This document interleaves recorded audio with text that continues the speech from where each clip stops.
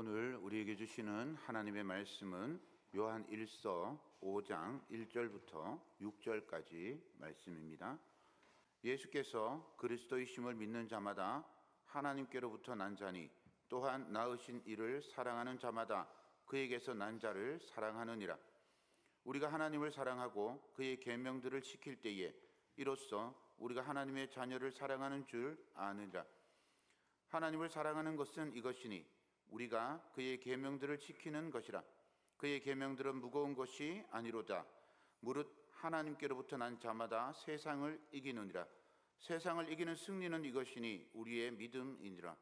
예수께서 하나님의 아들이심을 믿는 자가 아니면 세상을 이기는 자가 누구냐? 이는 물과 피로 임하신 이시니 곧 예수 그리스도시라. 물로만 아니요 물과 피로 임하셨고 증언하는 이는 성령이시니 성령은 진리니라. 아멘. 비가 옵니다. 비가 와서 그런지 원래 오시던 분들이 안 보이네요. 자리가 텅 비었습니다. 기도 많이 해주시면 좋을 것 같습니다. 오늘 부활절 6번째 주일이면서 어린이 주일입니다. 어린이를 어떻게 정의를 하는가 보니까 태어나서부터 11세까지 어린이라고 그렇게 합니다. 여기는 어린이가 아무도 없습니다. 한자로는 소아 혹은 아동 이렇게 부릅니다. 아이라 그러기도 하고 애라고 부르기도 합니다. 어린이라고 하는 말은 소파 방정환 선생님이 처음 붙인 이름입니다. 젊은 사람들을 젊은이라고 부르니 어린 사람들은 어린이라 부르자 이렇게 주장하면서 어린이에게 관심을 기울일 것을 이렇게 운동했습니다. 우리도 이제 어린이에게 많은 관심과 사랑을 주어야 할 줄로 믿습니다. 우리 봉동교회 미래이기 때문입니다. 헌법에서는 어린이를 좀 다르게 표현했더라고요. 헌법에서는 17세까지 어린이입니다. 여기 어린이가 좀 있죠. 17세까지 어린이고 정보통신법에 따르면 14세까지 어린이입니다. 14세까지 어린이로 해도 어린이가 있습니다. 어린이들에게 우리 하나님의 은총이 함께하기를 빕니다. 여러분의 자녀 중에 어린이들이 있으면 그 어린이들을 위해서 많이 축복해 주시기를 바랍니다. 여러분의 손주 중에 어린이가 있으면 많이 축복해 주시기를 바랍니다. 용돈을 주는 것도 좋지만 축복해 주는 것도 굉장히 좋습니다. 하나님의 지혜와 명철이 자라는 게 돈 몇 푼 지어주는 것보다 100배는 낫기 때문입니다. 물론 할아버지 할머니의 사랑을 확인하려면 또 돈도 있어야 되겠지만 축복 많이 해주시기를 바랍니다. 우리는 모두 사랑을 받고 또 사랑하면서 그렇게 살아갑니다. 이 사랑이라는 말이 참 다양한 의미를 담고 있어요. 예전에는 사랑이라는 말을요, 사랑하다 이 말을 닷하다라고 했대요. 들어보셨어요? 처음 들어봤죠? 닷하다. 이게 이제 명사로 바뀌면 들어보셨을 거예요. 다솜. 사람 이름 중에 다솜이라고 있죠. 그 다솜이 사랑이라는 말입니다. 명사로 바뀌면 다솜. 동사로는 닷하다. 저도 처음 들어봤습니다. 이 말은 들어봤어요. 괴다. 559장 어버이 우리를 고이시고 할 때 이 괴다가 사랑입니다. 그런데 어떤 사랑인가 하면 윗사람이 아랫사람에게 하는 사랑이에요. 그리고 아랫사람이 또 윗사람에게 하는 사랑도 괴다라고 하는 말이에요. 그래서 옛날에 임금님이 신하들을 백성들을 사랑하는 걸 괴다 그러고요. 또 부모님이 자녀들을 사랑하는 걸 괴다 그래요. 이거 한자로 바꾸면 총자입니다. 총자. 총자는 들어보셨죠? 은총 할 때 그 총자가 이 괴일 총자입니다. 그런데 이게 다 이렇게 합쳐져 가지고 사랑하다로 모였어요. 그런데 원래 사랑하다는 우리가 지금 생각하는 사랑이 아닙니다. 옛날에 사랑하다는 생각하다였습니다. 사랑이 아니고 사량이었습니다. 발음도 어렵습니다. 사량. 그런데 이제 발음이 어려우니까 사랑으로 바뀌었는데 이건 생각하는 거예요. 가만히 보니까 좋아하잖아요. 좋아하고 그래서 좋아하면 다솜이라고 그래요. 또이 어른이 아이를 사랑하면 괴다라고 좋아하고 귀여워하고 괴고 다솜하고 그 모든 것들을 다 생각해 보면 머릿속에서 생각하는 거예요. 정말 사랑하면요 머릿속에서 떠나지가 않아요. 정말 사랑하면요 늘 생각하게 돼요. 지금 이 사람이 뭐 할까? 지금 잘 있을까? 지금 뭐 하고 있을까? 궁금하잖아요. 지금 아들이 군대 가 있잖아요. 이제 전화가 안 옵니다. 이제 군대 생활이 편해졌나 봐요. 전화가 안 와요. 우리는 맨날 밥 먹을 때마다 아들 잘 있나? 요즘 전화도 안 오고 계속 그런 소리를 하고 있어요. 우리 속에는 계속 아들에 대한 생각이 있어요. 그런데 아들은 우리에 대한 생각이 없는가 봐요. 그래서 연락도 안 오고 전화도 안 옵니다. 우리가 전화하면 전화기는 꺼져 있고요. 그래서 그냥 무소식이 희소식인가 보다 이렇게 기다리고 있습니다. 그래서 사랑이 생각이라는 것과 연결이 되는 것 같습니다. 사랑은 참 위대합니다. 한낱 그냥 감정이라고 치부하기에는 너무 위대한 겁니다. 또 이 사랑이 사람에게만 있는 것도 아니에요. 우리가 많이 알고 있는 단어 중에 단장이라는 말이 있습니다. 들어보셨죠? 미아리 고개, 단장의 미아리 고개. 그 단장이 원래 사람에게 쓰인 말이 아닙니다. 그 중국에 참 아주 이상한 사람들이 많아요. 중국 사람들은 옛날에 원숭이도 먹었다잖아요. 그래서 이 진나라가 이제 그 지금의 사천 짜장 그 유명한 사천 지방을 정벌하고 이제 돌아오는데 거기에 아주 험한 물이 있습니다. 삼협이라는 물인데 그 삼협을 내려오기 전에 원숭이 새끼 한 마리를 잡았대요. 그래서 그냥 데리고 온 거예요. 무심코 데리고 왔는데 이제 삼협 그 험한 백길을 막 타고 내려가는데 뒤에서 소리가 들려요. 이렇게 보니까 원숭이 한 마리가 따라오는 거예요. 따라오는가 보다. 그리고 그냥 계속 간 거예요. 백리를 내려가 가지고 이제 강가에 배를 탁 대는 순간에 원숭이 한 마리가 손살같이 날아와서 새끼 원숭이를 탁 낚아채는 거예요. 그리고는 그 자리에서 죽었대요. 군사들이 보니까 신기한 거예요. 이 원숭이가 백리를 따라와 놓고 새끼를 만나자마자 왜 죽을까? 그래가지고 혹시 뭐 독이라도 먹었나? 이제 배를 갈라본 거예요. 그랬더니 창자가 다 끊어져 있더라는 거죠. 백리를 달려오면서 그 새끼 원숭이에 대한 그 사랑, 애끓는 마음이 이 어미 원숭이의 배를 창자를 다 끊어버렸다는 그런 이야기입니다. 그래서 어미 원숭이가 새끼를 간절히 사랑하는 이 마음을 단장이라고 하고요. 원래 말로는 모원 단장이라고 그렇게 표현을 합니다. 어미 원숭이의 창자가 끊어지는 사랑을 표현하는 거죠. 비단 어미 원숭이만 그렇겠습니까? 원숭이가 그런데 사람의 마음은 얼마나 더 위대하겠습니까? 자녀들을 향한 그 부모의 마음은 참으로 위대하죠. 부모의 사랑은 자연의 섭리입니다. 그런데 자연의 섭리도 아니면서 위대한 사랑이 있어요. 바로 예수님의 사랑입니다. 예수님은 우리를 사랑하지 않으셔도 아무 문제가 없는 분이십니다. 막말로 지구를 싹 없애고 새로 지구를 만들어도 하나님에게는 아무 문제가 없잖아요. 그러니 굳이 우리를 사랑하지 않아도 아무 문제가 없는 분이 예수님이십니다. 그런데 무슨 이유인지 천국 가서 제일 먼저 물어보고 싶은 말씀이 이 말이에요. 왜 우리를 사랑하셨습니까? 하는 말이에요. 우리를 사랑하셔서 우리를 위해서 이 땅에 오시고 십자가를 지시고 그 모진 고통과 치욕과 수모 속에서 죽음으로 당신을 내어놓으셨어요. 그리고 죽음 당하신 그 예수님의 사랑이 우리를 살게 해 주셨습니다. 이보다 더 위대한 사랑이 어디 있을까요? 이 하나님의 사랑을 입은 자로서, 하나님의 사랑받는 사람으로서 우리는 어떻게 살아야 할까요?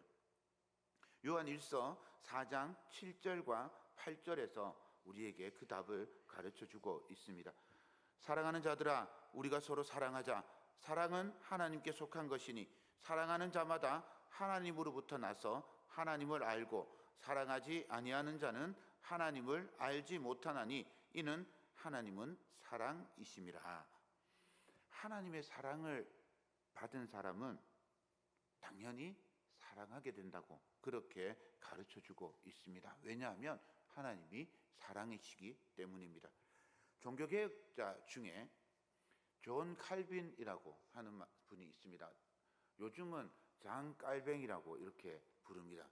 생기기를 저렇게 생겼습니다. 아주 날카롭게 생겼죠. 이분이 스위스의 제네바에서 종교개혁 운동을 일으켰는데 실패를 했어요. 그래서 스위스 제네바 시민들이 당신은 우리하고 안 맞습니다, 떠나시오, 그리고 추방을 해버렸습니다. 그래서 이제 프랑스의 스트라스부르라고 하는 지역으로 가서 목회를 하게 됐어요. 한 3년쯤 지났는데 제네바에서 자기들끼리 해보니까 안 되는 거예요.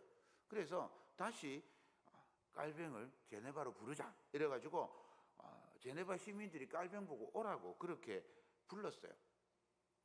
여러분들이라면 어떻겠습니까? 모욕을 당하고 치욕을 받고 쫓겨났는데 안 가죠. 저라도 안 갈 겁니다. 깔뱅도 가고 싶지 않았습니다. 절대로 가기 싫다. 그래서 이렇게 편지를 써보냈어요. 십자가보다 더한 죽음을 내가 100번 당해도 내가 제네바로는 절대로 돌아가지 않겠다. 세상에 십자가보다 더한 죽음이 어디 있을까요? 그런데 십자가보다 더한 죽음을 내가 한 번도 아니고 100번을 당해도 내 절대로 제네바로는 안 갑니다. 내 눈에 흙이 들어가기 전에는 나는 절대로 제네바에 가지 않겠습니다 라고 그렇게 선언을 했어요. 그런데 제네바에 나이는 좀 훨씬 많은데 종교개혁 운동을 같이 했던 파렐이라고 하는 목사님이 있었어요. 그분이 편지를 쓴 거예요. 깔뱅한테 편지를 써서 뭐라고 편지를 쓰는가 하면, 너 제네바 안 와도 된다. 그런데 이 제네바의 돌들이 너를 향해서 돌아오라고 외칠 거다. 이러면서 편지를 쓴 거예요. 그 편지를 딱 읽는 순간에 깔뱅이 갑자기 충격을 받은 거예요. 예수님 생각이 난 거죠. 그래서 깔뱅이 파렐에게 이렇게 편지를 씁니다. 내가 나에게 속한 게 아님을 상기합니다. 그래서 마치 희생 제물이 바쳐지듯이 제 심장을 주님께 바칩니다. 내 영을 묶어서 하나님께 복종합니다. 내 마음은 절대로 제네바에 가고 싶지 않습니다. 내 마음으로는 제네바 사람들이 정말 치가 떨리게 싫습니다. 그런데 제가 주님께 희생제물이 되어서 주님께 바쳐지는 마음으로 제 심장을 주님께 드림으로 그렇게 제네바를 사랑하겠습니다. 주님을 사랑하는 마음으로, 주님께 복종하는 마음으로 제가 제네바를 가겠습니다 라고 편지하면서 제네바로 돌아가서 종교개혁 운동을 완성했습니다. 이분이 저 옷 보이잖아요. 저 옷에 요 옷 깃에 마크를 새겨 놓았어요. 이 마크에 뭐라고 되어 있는가 하면, 나의 심장을 주님께 드립니다. 즉시 그리고 신실하게. 저 영어로 쓰여 있는 거예요. 저렇게 딱 저렇게 생긴 건 아닌데 그냥 저렇게 생기지 않았을까 상상도를 그린 겁니다. 내 심장을 주님께 드립니다. 10년 뒤에가 아니라 지금 즉시, 그리고 대충이 아니라 신실하게 제 심장을 주님께 드립니다. 진짜 심장을 드리는 게 아니잖아요. 제 심장을 칼로 갈라가지고 꺼내가지고 주님 앞에 드리는 게 아닙니다. 제 심장을 드리는 마음으로 나의 전 존재를 바쳐서 하나님을 사랑하고 하나님께 헌신하겠다는 다짐입니다. 제네바에서 종교개혁을 이끌었던 이 깔뱅은요, 하나님이 드러나야 되는데 자기 자신이 드러나면 안 된다고 죽을 때 유언을, 내 묘비를 세우지 말아 주십시오라고 유언을 했어요. 그래서 깔뱅의 묘가 어디 있는지 모릅니다. 그런데 이제 나중에 지나고 보니까 어떤 작은 무덤 하나에 조그만 돌로 JC라고 이렇게 적혀 있더래요. JC가 장깔뱅이라는 말에 첫머리 두 영어 글자거든요. 그래서 이 무덤이 깔뱅의 무덤일 거야 라고 사람들이 추측을 하는데 여전히 진짜 깔뱅의 무덤은 모른답니다. 사랑은 놀라운 힘이 있습니다. 예수 그리스도의 사랑을 경험한 사람은 예수 그리스도의 사랑으로 살아가게 됩니다. 우리에게 찾아온 예수님의 사랑에 우리는 어떻게 반응해야 할까요? 어떻게 하면 우리는 사랑하시는 예수님의 사랑을 우리 삶을 통해서 드러낼 수 있을까요? 오늘 본문이 우리에게 몇 가지 가르쳐주고 있습니다. 첫 번째는 사랑은 말씀을 지키는 것으로 드러납니다. 2절입니다. 우리가 하나님을 사랑하고 그의 계명들을 지킬 때에 이로써 우리가 하나님의 자녀를 사랑하는 줄을 아느니라. 하나님은 우리를 예수 그리스도를 통해서 하나님의 자녀로 삼으셨습니다. 하나님과 우리의 관계는 원래 아담 이래로 끊어져 있었어요. 끊어져 있던 관계를 예수 그리스도께서 십자가에 달려 돌아가심으로 그 십자가로 이 끊어진 관계를 다시 연결해 주었습니다. 그래서 우리가 예수님을 통해서 다시 하나님의 자녀가 될 수 있었습니다. 이것은 우리의 노력이나 우리의 행위로 우리가 어떻게 할 수 있는 일이 아니라 오직 예수 그리스도의 능력으로, 예수 그리스도의 은혜로, 예수 그리스도께서 값없이 주시는 사랑으로 우리가 하나님과 다시 연결되게 되었습니다. 그 은혜를 받은 사람의 마땅한 반응이 감사와 사랑입니다. 예수 그리스도를 통해서 받은 그 사랑과 구원의 은혜를 누리는 사람은 하나님을 사랑하고 하나님의 말씀, 곧 계명을 지킵니다. 사랑은 보이지 않습니다. 사랑은 보이지 않는 하나님을 드러내는 빛입니다.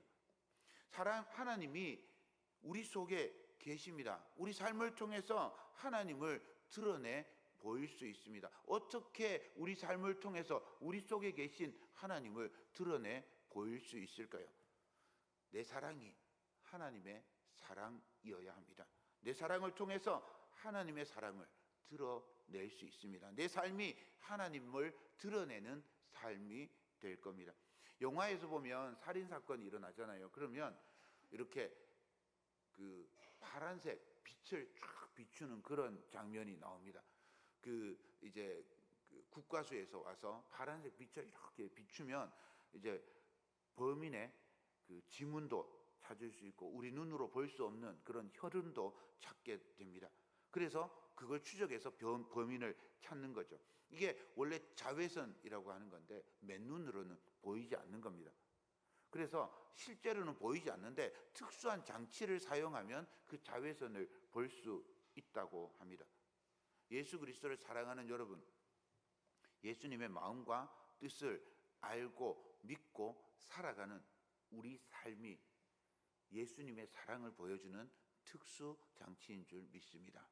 우리의 사랑이 예수님의 사랑을 다른 사람들에게 보여주는 특수 장치인 거죠. 자외선 빛을 비추는 그런 카메라처럼 우리의 사랑을 통해서 예수님의 사랑을 세상 사람들이 알게 됩니다. 그러니 우리가 예수님의 말씀을 따라서 지키며 살아가야 우리의 사랑을 세상 사람들이 바라보면서 예수님의 사랑이 이렇구나라고 깨닫게 되는 것입니다. 두 번째는 사랑은 말씀을 짐으로 여기지 않습니다. 3절입니다. 하나님을 사랑하는 것은 이것이니 우리가 그의 계명을 지키는 것이라 그의 계명들은 무거운 것이 아니로다. 사도 요한은 하나님을 사랑하는 자들에게 하나님의 계명을 지키라고 그렇게 말하지만 이 계명은 힘들거나 무거운 게 아니라고 말하고 있습니다. 이 말은 노력하지 않고 시도하지 않아도 괜찮다는 말이 아닙니다. 구원과 사랑에 감사해서 우리가 하나님께 반응할 때 그 사랑은 무겁게 느껴지지 않는다는 거지. 시도하지 않아도 괜찮다는 말이 아닙니다. 사랑으로 수고하는 모든 헌신이 무게로 짐으로 다가오지 않는다는 말입니다. 작년에 나온 KCC 광고가 있습니다. KCC에서 만든 아파트 광고인데 제목이 신문명의 충돌입니다. 한번 보도록 하겠습니다.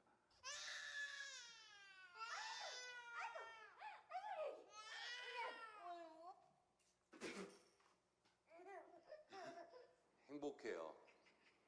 죽을 만큼. 아이 낳으면 어른 된다고 누가 그래요? 그걸 자기가 왜 먹어?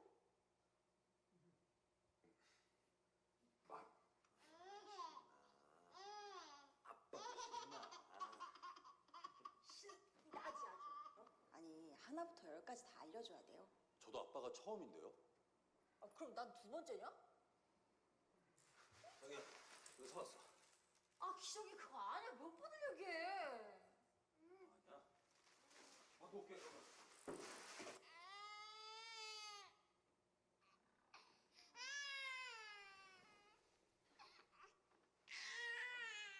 한단 말이야. 괜찮아. 뭐 어때?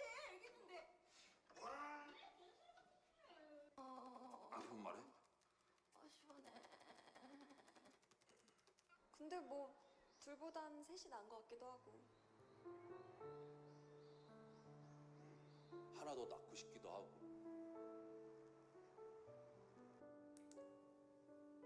사람 짚히게 조심해. 알겠어. 나 수색대 출신이야. 그게 뭔데? 의사라고 보면 돼.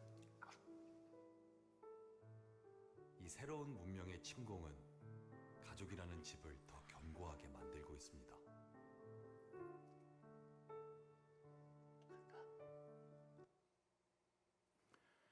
신문명인 아기가 태어났어요. 처음 만난 아기를 키우면서 좌충우돌하는 그런 모습을 이 광고가 재미있게 표현하고 있습니다. 이 마지막에 멘트가 참 마음에 남습니다. 힘들고 어려운 중에도 둘보다 셋이 낫다. 그 한마디가 참 귀하게 들립니다.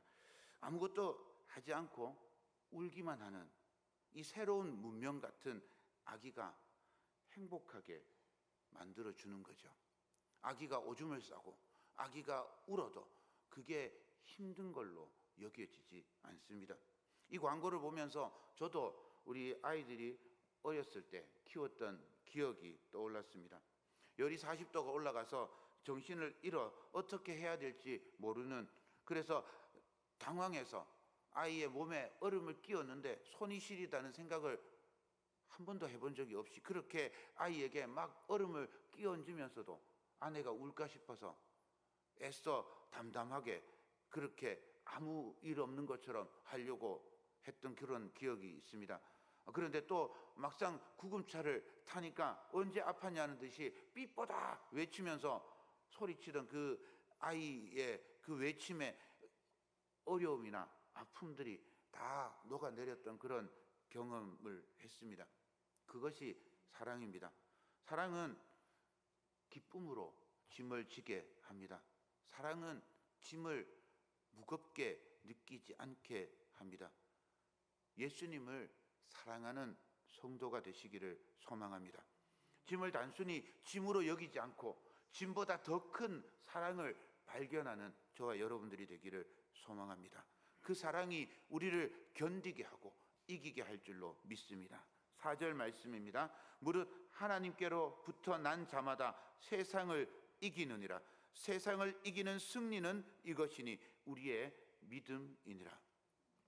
세상과 견줄 수 없는 연약한 인생이지만 예수 그리스도의 사랑이 우리 속에 있으면, 우리가 주님을 사랑하면 세상을 이길 믿음을 갖게 됩니다. 세상과 비교할 수 없는 은총이 우리에게 임하고 우리가 하나님의 사랑을 풍성히 누리며 살아가게 될 줄로 믿습니다. 세 번째, 사랑은 우리 힘이 아니라 성령의 힘으로 합니다. 6절입니다. 이는 물과 피로 임하신 이시니 곧 예수 그리스도시라. 물로만 아니요 물과 피로 임하셨고 증언하시는 이는 성령이시니 성령은 진리니라.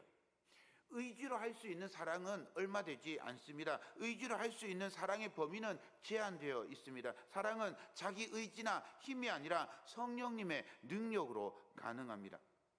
하와이에 몰로카이라는 섬이 있습니다. 그곳에 가면 옛날에 하와이 정부에서 나병 환자들을 모아놓은 집단 수용소가 있습니다. 몰로카이 선교사로 파송되었던 다미안이라는 분이 있습니다. 이분이 나병 환자들에게 복음을 전하는데 별로 반응이 없는 거예요. 그래서 고민을 하면서 보니까 건강한 사람이 복음을 전하니 이 나병 환자들한테 감동이 안 돼요. 마음에 전혀 움직임이 없는 거예요. 그래서 어느 날 다미안이 기도를 합니다. 하나님, 저에게 나병을 주옵소서. 저들의 마음을 열 수 있다면, 저들을 사랑하는 제 마음을 받아들이는 길이 될 수 있다면 저에게 나병을 주옵소서. 나 환자들을 돌보던 어느 날 정말로 나병이 걸렸어요. 그래서 하나님께 기뻐하면서 기도했어요. 그러면서 나 환자들에게 복음을 전하고 그 나 환자 마을이 다 복음화되는 그런 역사가 일어납니다. 49세의 나이로 죽을 때 이렇게 말했답니다. 모든 것을 다 바친 나는 참으로 행복한 사람입니다. 지금 나는 완전한 행복한 모습으로 죽습니다.